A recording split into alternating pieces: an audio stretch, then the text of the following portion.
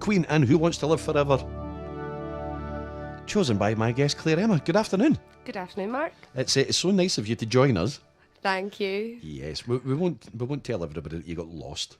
Just a little bit. A little bit. Now, Clairemma, you are a professional singer. You are an actress and everything else that you do. And you've joined us today to talk about your EP. Now, we should really explain. You were due to get the final mix through this morning. I was. And it didn't arrive. Unfortunately not, Mark. I'm sorry. Well, what we'll do is we'll give it a feature on the show in the next couple of weeks, and we'll play your tracks. But we played that, and that's one of your favourite songs. Claire, take us back and tell us many years ago where it all started for you as a singer. Well, it all started when I was about 8 years old, and there was a representative from Yamaha came into my primary school, and they asked if anybody wanted to go for trial lessons on the organ. Mm-hmm. So for 4 years, I played the organ, as in like a church organ. And then I got to the level where we started composing our own music. Mm-hmm. And I found it easier to sing along with what I was writing. And then I sort of discovered that way that I could sing and hold a tune reasonably well. I've listened back to a few of my 11-year-old recordings. They're not pleasant, but I sort of discovered I had a little bit of a talent there, and it just sort of went from there. When I was 15, there was somebody from Strathclyde Police came to our school, and they had a songwriting competition. And out of every single school in North Ayrshire, mine was picked, and I got to perform at the SECC. And that's Brilliant. when I got the bug. That is definitely when I got the bug. So that was the turning point. That was when you said, right, this is what I want to do for a living. Exactly, yes. So what age were you then? I was 15. 15. So you'd started the songwriting, and then how did it develop from there? It sort of took a back burner, to be honest. I went to live abroad for a while, and I got in touch with some expats who had a band going, and they were looking for a keyboard player and somebody who could do all the oohs and ahs. So I did the oohs and ahs and played keyboard for them, and then they started doing more female lead songs, like Shania Twain, Connie Francis, that kind of stuff. So that kind of pushed me to the front a bit again. And we went round and did all the beer festivals in Germany. Mm-hmm. And then when I moved back to the UK, I did a couple of gigs in Edinburgh. And then I moved to Perth, and I just sort of set up base there, to be honest. Got in touch with all the local pubs and clubs and did maybe once a month there. And then it got to the stage where I was thinking, well, I'm making more money doing this at the weekends than I am working full-time during the week. Mm-hmm. So I gave up my job, got in touch with a fabulous agency that have been the bit up the backside that I needed, to be honest. Mm-hmm. And they've been wonderful to me. They've got me lots of bookings and got my name out there. And yeah, I first met you, in fact, probably 2 years ago now. Mm-hmm. At that particular showcase, yes. Which is the first time you showcased for the agency. Yes. And it has sort of came on leaps and bounds since then, hasn't it? Definitely. I do quite often look at that showcase video and think, gosh, I would never do that now. I use it in training, actually. Yes, I bet you do. This is how not to perform on stage. No, not at all. The showcases are all about making an impression, and then the bookings obviously started coming from there. Yeah. Did you find that a lot of people find when they first go full time and they first enter into that? Did you find any sort of resistance from family and friends and saying, it's a bold move for you to do that? What if it doesn't work out? I'd say probably my husband was very anxious about it. He was a bit sort of just make sure that you've got regular bookings coming in. But the rest of the family, they were so excited. They were really, really good. And they actually used to try and come along to as many bookings as they could if they were nearby. And there's one place that I go to regularly over on the West Coast, over in Dunoon. Mm-hmm. And my mum has friends who have a caravan there. So whenever I go over there, we make a weekend of it. And it's like having a little fan club following me about. It's quite funny. Yeah, it's good. It's the good thing, I suppose, about the job is you get to travel about and see so many wonderful places. But then the downside, obviously, is you're a mother as well. Yeah. So it must be quite difficult, I suppose, trying to divide your time between family and work as well. I have to say that's the bit that I do find the hardest is obviously during the week when I'm not working, they're at school, and then when they're off, I'm working. But my youngest son, he is very, very cute. He'll turn around and say to me, "Are you going to do your singing now? You look very beautiful. You do good now, mummy." So does that mean that you don't look beautiful at other times? I'm guessing so. Yes, out of the mouth of babes. They just tell the truth. Yes. Now, since that showcase as well, and you decided to launch a tribute show. I did. I decided to launch a Pink tribute show purely because one of the local venues that I perform in, that I have been for the past 4 or 5 years, there was a girl at the bar who was a massive Pink fan, and she knew that I was as well. And it got to the stage where an hour and a half of that 3-hour gig was spent singing Pink songs. And I thought, well, wait a minute here. There's money to be made in this. So that's when I started developing the Pink tribute show. And it's became quite a busy part of what you do. It has, yeah. I have to be honest. I don't have any bookings left for the rest of this year for the Pink tribute, but it's been a really good opportunity for me to revamp it. So I've been getting in touch with local artists to get stage props made. I've got in touch with a local costume designer to get new costumes made, and I've been speaking to my producer about getting new backing tracks made. So although it's maybe a 3-4 month break from doing the tribute, it means that next year it will be a brand new show, because obviously it does get to the stage where people have seen your show. They don't want to see the same show all the time. And because it is just one artist, it is very difficult to revamp a show like that. It is. I know it well. I know that problem very well. Now, we're going to play one of your favourite Pink songs. Tell us why this is your favourite. I just love to perform it because it means that I can skip about and act like a child, and it just goes really, really well. And it's got lovely changes in it. So there's a bit of it in the sort of middle eight near the end where the song completely changes and she goes very, very vampy, and then it goes back to the sort of crazy, happy, fun Pink again. The middle eight, that's a technical term for those who don't know. Do you know, I couldn't have chosen a song better myself. Chosen by my guest Clairemma. There Goes My First Love, The Drifters. And it's your housework song. It is my housework song. My mum is commonly known as Mrs. Bleach. She was constantly cleaning when I was a kid. I remember going to school smelling of bleach. So she always had the music blaring when she was doing the housework, and that was one of the songs that got played an awful lot. So now whenever I hear that song, it automatically makes me think, oh, I need to start doing the hoovering, or I need to start sweeping my floor. So I put it on to motivate me when I'm doing my housework. It's a fabulous choice, I've got to say. Now, just to explain to people, if you have just joined us, I'm talking to Clairemma. She is a professional singer around the circuit, and you've got a new EP which we're going to be playing over the next couple of weeks, which you're promoting at the moment. Now, there's also a couple of other projects that you're involved in as well. There is, yeah. You are involved in your first ever musical. I am. I'm doing Hairspray with Adlib Theatre Group, and they are a non-profit charity based in Perth. And I have to say, they're absolutely wonderful. Victoria Rice, who runs everything and manages everything, she is really, really good, because obviously a lot of us have never done musicals before. So it's a new thing for a lot of the people.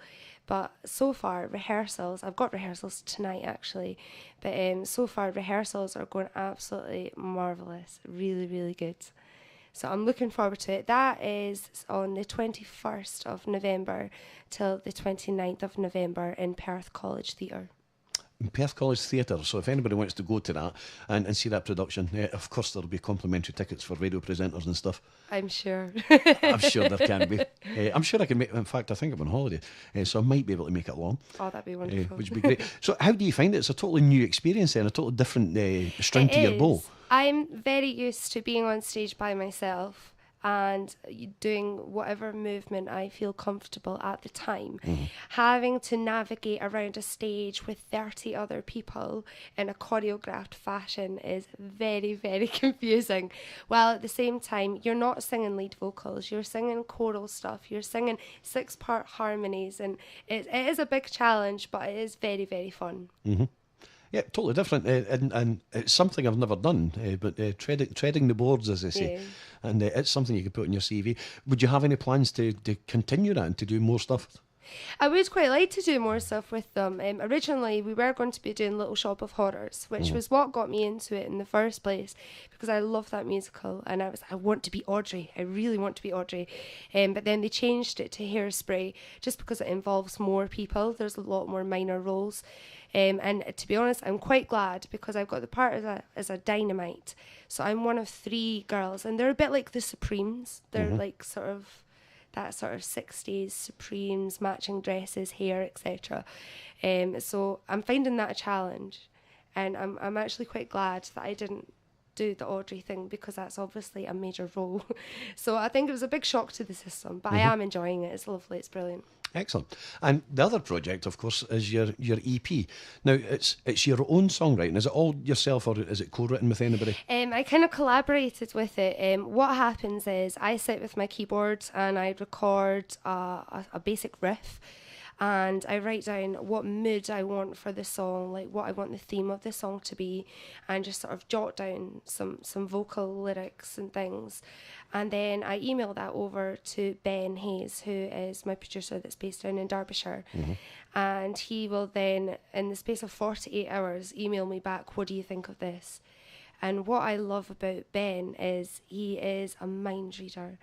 I'm not a very good communicator, so when there's something that I want to get across, I find it really difficult to get the right sort of jargon. But he seems to understand whatever gibberish I'm going on about and processes that into a wonderful little song. Last year, what I did was I actually went down, and one of the tracks, Reversing Time, we spent a lot of time doing that together face to face, which was very different because we'd only ever spoken to each other via Skype or via email. So it was very, very different, but it was very interesting as well. I have to say, we're a very good team. We are a very good team. I've interviewed a lot of songwriters over the last few years who, some have said that it's difficult to sit in a room and write with somebody. And some have said that, it's actually quite an enlightening process as well. Yeah. But when you're doing co-writing, because is most of your own stuff, is it based on life experiences? It is. It's all based on life experience. I mean, Screw It Up, that was the first sort of major one that I did. And that was because something really tragic happened to a really close friend of ours. And it was at a time where, when you've been married 3-4 years and you start to get into a bit of a rut, and you go to work, you come home, you eat, you sleep, you go to work, you seem to be ships passing in the night, and you bicker over silly little things because you're tired and you're grumpy. And then when our best man died, it was suddenly a big, massive shock. Oh my God, life is too short. Yeah. He was the same age as my husband. So it was, life is too short. We can't take life for granted anymore. We need to start thinking about now rather than constantly worrying about the future. And so that was the basis of the song. But at the same time, because of my huge obsession with Pink, I did sort of go for her sort of kind of music, that sort of rock, pop, catchy kind of music, yeah. We will look forward to playing it. We'll look forward to hearing it. Thank you. Now, I have a question that has been forwarded into me, which, if I can just get it up. I have to ask you about the first time that you played in the D Club, which I suppose is in Dundee, and you played alongside our good friend Saul Christie, and he thought at the time that you were going to keep him company. He thought, this is great, working with another singer. She's going to keep me company during the bingo. But what happened? Saul seriously underestimated my competitive nature on this one. He gave me a phone and said, I've got this booking for the D Club in Dundee. Do you want to come with me and do it with me? You can get up and sing a couple of songs. And I'm guessing, yes, he presumed that I would just keep him company during the bingo, which I have to admit does go on for a fair bit. But I'm quite competitive, and I thought, I'll have a wee bash and I'll play bingo as well. So he went in a bit of a strop, I have to say. He didn't speak to me much after that. An uncomfortable journey back. Yes. Thanks very much for that, Sol. It's nice to know that you're listening and listening online. If anybody else has any questions for Claire, you can either you can phone us 01316634488. We won't put you on live. We'll just take the question and then we'll ask it, or you can email it studio@blackdiamondfm.com. Now, your inspirations. Obviously, Pink is a big inspiration. Yeah. We're going to play a song by a lady. Loads and loads of people have covered this song. But what is this? Tell us about this song. What it means to you going back. My dad loves this song. My dad absolutely loves it. And whenever I sing it for him, he gets really emotional. He actually makes me sit on his knee and sing it to him when I was little. So that's why it's special to me. It's his favourite song. And it makes me Daddy's Girl again for 3.5 minutes. Tom Jones is better. The whispers in the morning. Wouldn't be my normal choice to play on the show. It's a bit different. Oh, come on, hurry up, Axel, for goodness sake. I've got fear down. Chosen by my guest, Clairemma. Don't Cry, that's the original. Very, very long song, I've got to say. There's a wee fly in here. And chosen. So you like the rock stuff as well then? I do. When I was younger, obviously I was very musical, very into music. And the secondary school that I went to, there wasn't a lot of female music people, unless they were like into violin and classical, and not my style of music at all. I was very much into sort of pop rock type music, and it was generally the male population of the school that were into that kind of music. So I had probably more male friends than I did female friends at school, and we started a little garage band, mainly because we played in a garage.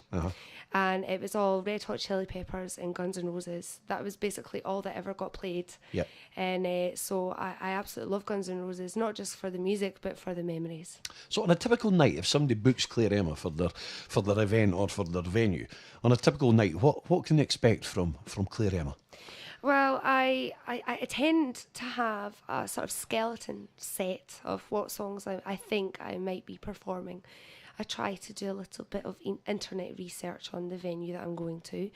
If it's for a private function, I'll obviously just ask the people, what kind of songs do you like? What kind of music do you like? And then when I get to the venue, I often find that it was probably not what I expected. Very much often the case. Yeah, often the case.